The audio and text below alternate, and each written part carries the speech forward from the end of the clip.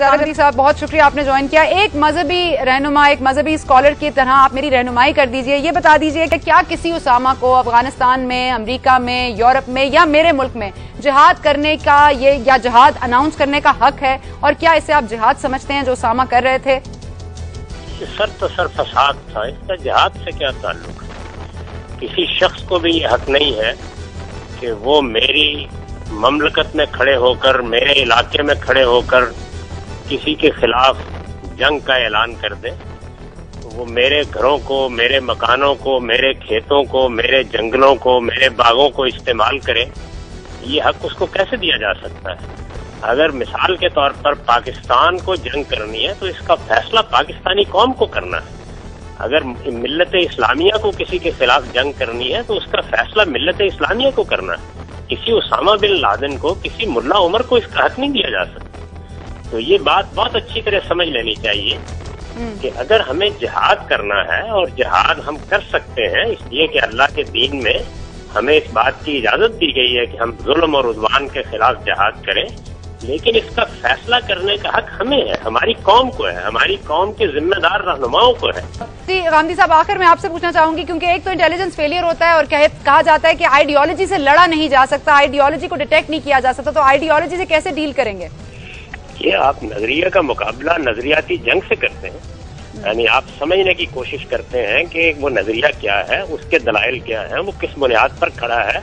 उसके बाद आपके पास मीडिया है, आपके पास अखबारात हैं, आपके पास बेशुमार जराए हैं, आपके पास एक पूरा तालीमी निजाम है, फिर आप इकदाम करते हैं। मुझे ये बताइए कि कभी पाकिस्तान में जिम्मेदार इदारों ने इस मसले को समझने की कोशिश किया कि नजरिया क्या है?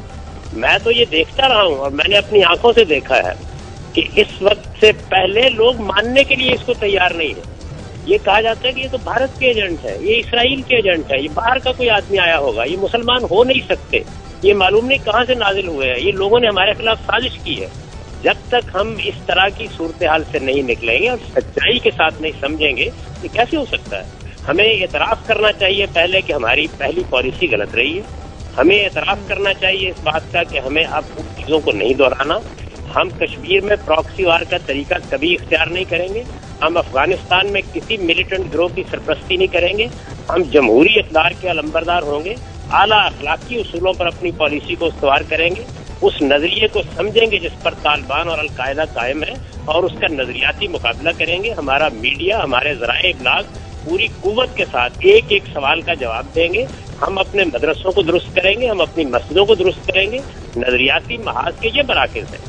जब आप इनको दुरुस्त करने के लिए तैयार हो जाते हैं, सूरत-ए-हाल बदलना शुरू हो जाती है। आप मुझे बताएं, पिछले 10 साल के अरसे के दौरान में, आप पिछले 20 साल को छोड़ दें, 10 साल के अरसे में जब से हमें इस बात का शऊर हुआ है, हमने मदरसों के मामले में क्या किया है, हमने मस्जिद के मामले में क्या किया है, हमने नजरियाती जंग लड़ने के लिए कोई नक्शा कार बनाया, हमने वो मौज़ूआत तय किए जिनमें मसाइल हैं, हमने उनके बारे में कोई वाज़ेह नुक्ता नजर इख्तियार करके उसको लोगों तक पहुंचाने की कोशिश की। मैं कहता हूँ सिर्फ कोशिश भी नहीं की गई। इसके बाद हम कैसे कहते हैं कि हम नजरियाती जंग हार रहे हैं? नजरियाती जंग हमने कभी लड़ी ही नहीं।